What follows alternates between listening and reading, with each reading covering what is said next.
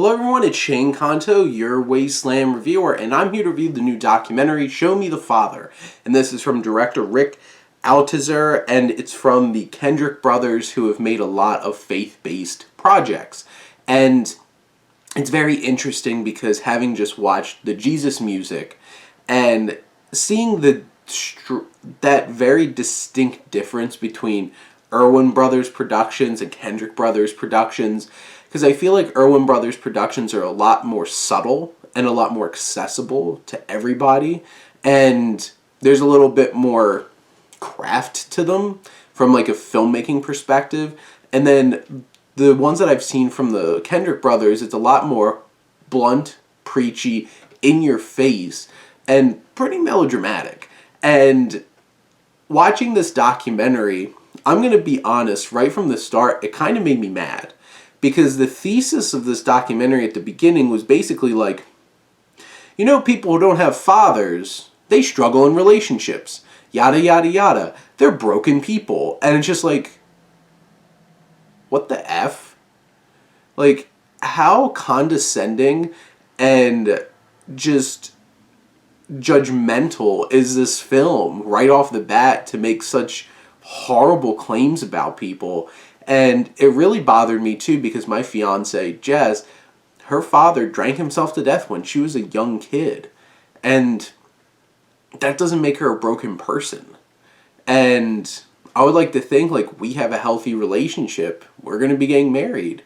And this film really, honestly, pissed me off from the very beginning and made me, it gave this thesis presented at the beginning of this documentary, laid this layer of cynicism that I had for the rest of the film, because I'm like, no matter how, because like, I'll admit, there's a lot of inspirational and meaningful stories here.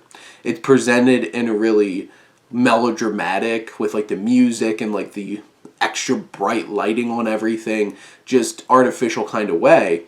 But it's so melodramatic, but even the most inspiring stories here carried that baggage of like, this is all trying to prove this message of like, either you have a father or God needs to be in your life or you're going to be a broken person. And I feel like if you cut off that beginning part of this film and just watch the rest of the film for what it isn't so bad. But that setup poisons the whole entire rest of the film, because all that evidence, because this is a documentary, this is trying to support that thesis at the beginning, is trying to set up something really harmful and damaging and judgmental.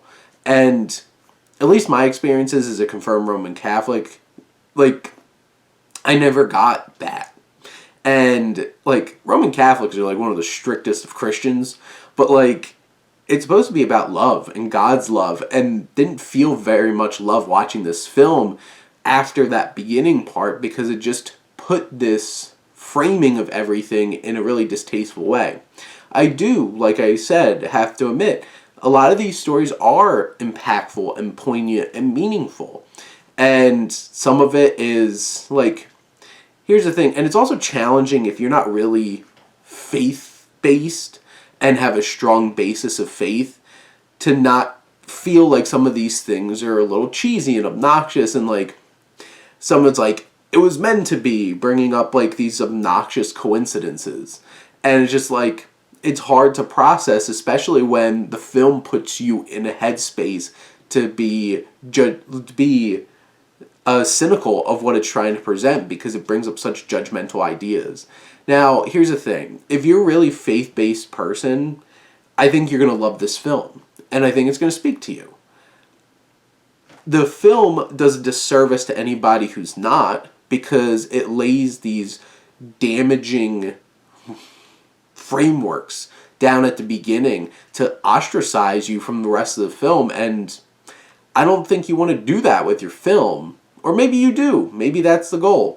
But I have a lot of strong feelings about this film. But if you do just want to have a film where like you could just shut off and just focus on some inspiring and emotional stories, this film has it. What the framing of the film and what it's trying to accomplish, that's where I question what this film is trying to do. and why I don't think this is a very meaningful or successful film in terms of trying to really portray the meaningfulness. Because, like, I can get the meaningfulness of having a father figure in your life. And, like, my dad left when I was, like, 2 years old. I didn't really have a real relationship with my dad until probably, like, 6 years ago. And I'm 30. That's a long time. Luckily, I had my grandfather growing up. Wasn't always the best role model, but, like, I had, like, he was more or less my father figure. Very flawed one, but still nonetheless. And, you know, I feel like I turned out perfectly fine. But this film is going to tell me, because I didn't have that father in my life, that I'm a damaged person and I'm broken.